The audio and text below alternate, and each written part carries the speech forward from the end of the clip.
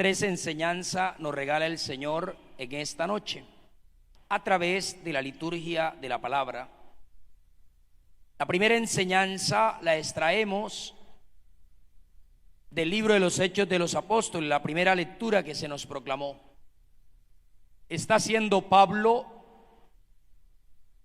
o más bien Lucas, un recorrido desde que Dios creó a su pueblo, desde que Dios lo sacó esclavo en Egipto, toda una historia de salvación hasta llegar a Jesucristo, hasta llegar a nuestra realidad, para decirnos que Dios ha trazado un plan perfecto, una historia de salvación perfecta con cada uno de nosotros, que Dios no se ha equivocado en nada, todo lo ha hecho bien, y segundo, todo lo que ha permitido es necesario. Esa es la primera consigna, es la primera enseñanza.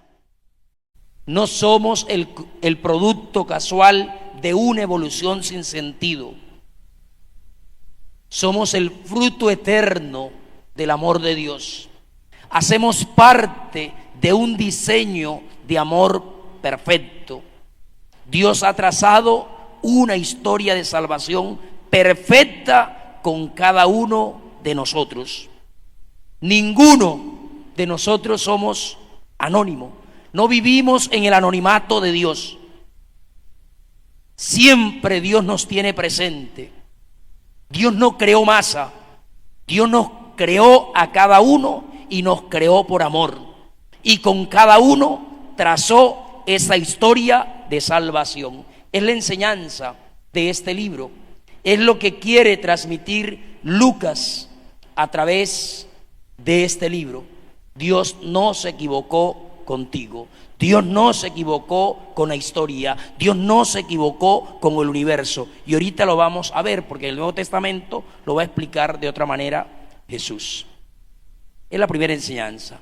La segunda enseñanza dentro de los personajes que menciona este libro, me quedo con que el mismo Dios manifiesta que David tiene un corazón semejante al de él.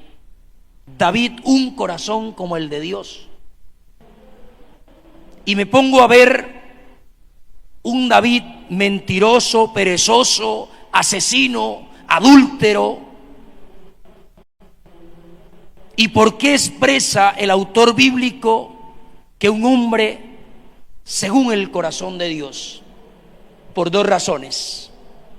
La primera razón, nunca David olvidó las acciones del Señor. Nunca David le robó a Dios su gloria, su protagonismo. Jamás. David siempre fue agradecido con Dios y con la vida. David fue consciente de su pequeñez, de su miseria, sin olvidar la grandeza del amor de Dios. Más adelante lo va a expresar en muchos salmos. No olvidéis las acciones del Señor. Lo que está recordando el autor del libro de los Hechos de los Apóstoles es eso, que cuando el hombre se olvida, cuando el hombre no le da el lugar a Dios, no le da la gloria a Dios, se vuelve desagradecido, irreverente, soberbio, se cree merecedor de todo. Por eso la segunda invitación que nos hace el Señor es a tener un corazón como Él, agradecido. ¿Y cuál es la segunda actitud? David nunca, a pesar de sus pecados, nunca se desvió de Dios. Nunca puso en el lugar de Dios a nada ni a nadie. No se idolatró jamás. Miren que Salomón con todo y sí, pero David jamás. Fueron dos cosas para hoy decir el autor del libro de los Hechos del Apóstol: David, un hombre según el corazón de Dios, un hombre agradecido con Dios y con la vida, y un hombre que nunca le gritó el primer lugar a Dios. Lo amó en la totalidad de su ser, no obstante su error y su equivocación, porque las tuvo, para mostrar la acción de Dios en medio de la miseria humana. Y la tercera enseñanza, que es una palabra fuerte hasta para nosotros los sacerdotes, dice Jesús: no es más el criado que su amo, y no es más el enviado que quien lo envía. ¿De dónde nace esa palabra? De aquellos que en su soberbia, en su orgullo, en su prepotencia, con tres conocimientos que tienen en la mente, llegan a pensar que podrían tomar decisiones mejores que Dios. Aquellos que piensan que podrían corregir las enseñanzas de Jesús. Aquellos que hoy piensan que hay que actualizar las enseñanzas de Jesús, que hay que modernizar las enseñanzas de Jesús. Aquellos que con facilidad quieren echarle agua al vino. A eso se refiere. Por eso va de la mano de lo que les dije al inicio, de esa primera enseñanza. Mis queridos hermanos, nosotros estamos llamados a permanecer fieles a las enseñanzas del Señor. No creernos que somos más sabios y más inteligentes que Dios.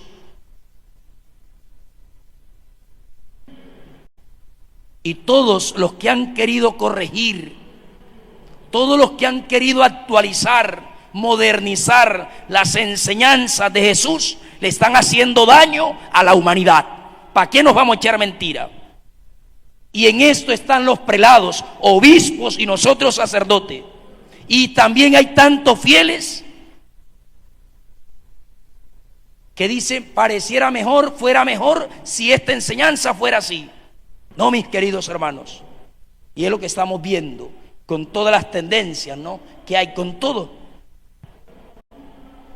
que para no herir susceptibilidad no toco tema por tema, pero nosotros tenemos que ser conscientes de que si muchos, comenzando por obispos, por nosotros sacerdotes y por nuestros fieles, que pensamos que podríamos hacer las cosas mejores que Dios. Y cierro con una historia real. Una santa, en una noche de un éxtasis, Dios le dijo: si yo te concediera a ti cambiar algo de tu vida, ¿qué cambiarías? Y la misma pregunta te la lanzo a ti hoy. Si tú pudieses cambiar algo de tu vida, ¿qué cambiarías? Si tú pudieses cambiar algo de tu familia, ¿qué cambiarías? Que no se me hubiese enfermado mi padre, que no hubiese muerto este familiar, que no hubiese atravesado por esta crisis económica, que no hubiese atravesado por este trago amargo. ¿Para qué nos echamos mentira? Si le pongo a levantar las manos, ¿qué cambiaría? La gran mayoría le levantaría la mano y dijera: sí, yo tengo muchas cosas que cambiar. ¿Sabe qué respondió esta santa? Nada. ¿Y por qué no cambio nada, Señor? Porque en el momento que yo quisiera cambiar, estaría diciéndote que tú te equivocaste conmigo y con mi historia. Y tú en nada te has equivocado con mi historia. Por eso, mis queridos hermanos, solo el humilde no olvida las acciones de Dios. Solo el humilde somete su voluntad a la de Dios. Y solo el humilde es capaz de permanecer fieles a las enseñanzas de Cristo. Y sigue diciendo Jesús, oye, un evangelio fuerte: aquel que mojó conmigo en mi propio plato me traicionó. No solo se refiere a Judas, se refiere a quienes muchas veces celebramos la Eucaristía, los sacerdotes, y le hemos traicionado a Jesús. Se refiere a nuestros fieles que están aquí en la Eucaristía, participan de la Eucaristía, participan del banquete. ¿Y cuántos no le son infieles a Dios? Mis queridos hermanos, hoy es un llamado a la conversión. Que así sea.